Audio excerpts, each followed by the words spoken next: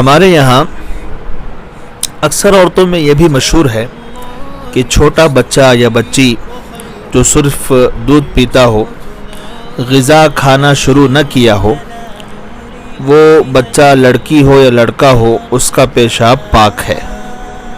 یہ عقیدہ ہے.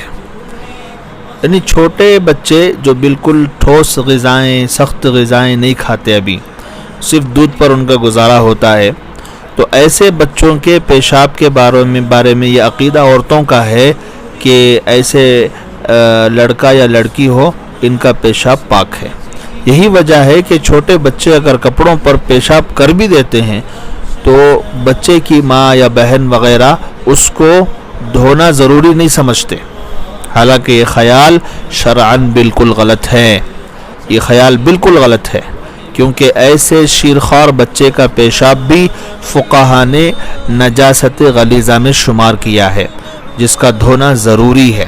جیسے بڑوں کا پیشاب دھونا اور پاک کرنا ضروری ہے، اسی طرح بچوں کا پیشاب بھی ناپاک ہی ہے، چاہے وہ دودھ پیتا ہو یا غذا کھاتا ہو. ہر حال میں چاہے وہ بچہ چھوٹا ہو یا بڑا ہو، پیشاب ناپاک ہے، نجاست غلیظہ ہے، اس کا دھونا ضروری ہے. اور بہت ساری عورتوں میں یہ چیز پائی جاتی ہے. تو میری درخواست یہ ہے کہ زیادہ سے زیادہ عورتوں تک اس کو پہنچایا جائے.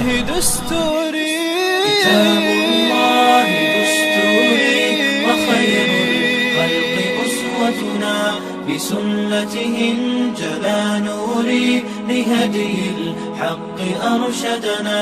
كتاب